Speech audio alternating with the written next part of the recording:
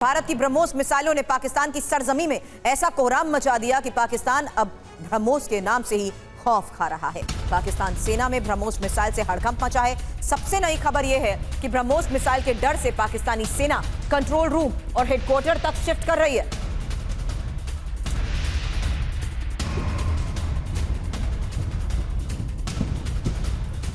Control room को पहाड़ों में शिफ्ट करवाया जा रहा है। 8 से 9 मई की दरमियान रात में ही भारतीय मिसाइलों ने रावलपिंडी के एयरबेस को तबाह कर दिया था और रावलपिंडी पाकिस्तानी सेना का हेडक्वार्टर है।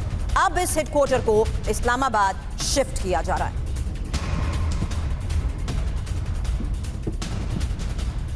फिलहाल आपको बता दें, इस्लामाबाद में मरगला की पहाड़ियां मौजूद हैं और इन्हीं पहाड़ियों की तलहटी में पाकिस्तानी सेना का हेडक्वार्टर और कंट्रोल रूम बहुत जल्द शिफ्ट होगा।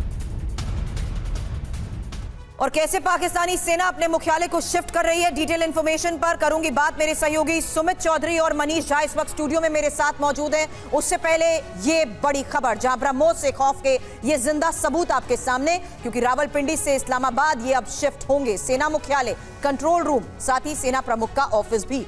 बड़ी बात यह है कि इस्लामाबाद में मरगला पहाड़ी को ही क्यों चुना गया है, क्योंकि पहाड़ी की तलहटी तक पहुंच मुश्किल और साथ ही मिसाइल के हमलों से भी पहाड़ी सुरक्षित। इस बीच 10 किलोमीटर लंबी सुरंग में मुख्यालय सुरक्षित और पाक एयरफोर्स बेस 3 किलोमीटर दूर है।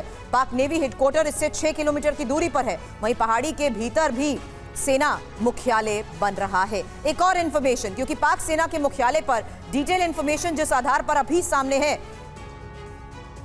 ऑपरेशन सिंदूर का क्या ये एक असर है, इस पर अपने सहयोगी से भी सवाल करूंगी। उससे पहले इस्लामाबाद में मुख्यालय बनाने का काम 21 साल से जारी है। 2004 में परवेज मुशर्रफ ने प्रोजेक्ट की शुरुआत की थी और ऑपरेशन सिंदूर के बाद हेडक्वार्टर शिफ्ट करने का काम भी तेज हुआ। हालांकि कुछ दिनों में इस्लामाबाद के मरगला में शिफ्ट होने वाले सेना मुख्यालय को लेकर यह खबर सामने आई है। इस नए हेडक्वार्टर में क्या है, जो जानकारी आ रही है उसके मुताबिक 6 बेडरूम हैं, 90 बंगले हैं, 4 बेडरूम वाले 300 बंगले, जबकि 14,750 लग्जरी अपार्टमेंट और साथ ही व्यापारिक बहुमंजिला इमारत। अब ये इंफॉर्मेशन जिस तरीके से सामने आई है मनीष, फिलहाल क्या माना जाए कि भारत के इसी ऑपरेशन का ये असर है, जहां पर अब अपने इन्हीं हाई वैल्यू टारगेट्स को भी सुरक्षित रखने के लिए एक सेफ जोन ढूंढा गया है? देखिए, घर बदलने से क्या होगा, सबसे बड़ी बात तो यह है कि अगर इंडियन एयरफोर्स के मिसाइल नूर खान एयरबेस को अटैक कर सकते हैं तो वो किसी भी ऐसी जगह को अटैक कर सकते हैं जहां पर इनका नया हेडक्वार्टर होगा। क्योंकि बात तो सीधी सी है कि पाकिस्तान के एयर डिफेंस सिस्टम किस कदर बेकार है, ये पूरी दुनिया के सामने आ चुका है। वहीं दूसरी तरफ इंडियन एयरफोर्स की स्ट्राइक इस हद तक कहें परफेक्ट है। वो नूर खान एयरबेस से लेकर सरगोदा तक जहां चाहे वहां हम अटैक कर सकते हैं। तो कुल मिलाकर बात इतनी सी है कि मुनीर साहब के लिए फिलहाल ये ऑप्शंस नहीं है कि वो किसी भी तरह से बच जाए। हाँ, ये बात जरूर है कि अगर वो बचना चाहते हैं तो ऐसी कोई हरकत ना करें जिसकी वजह से ये नौबत आए। केवल यही एकमात्र विकल्प है, ना कि ये विकल्प है कि वो घर बदल लें।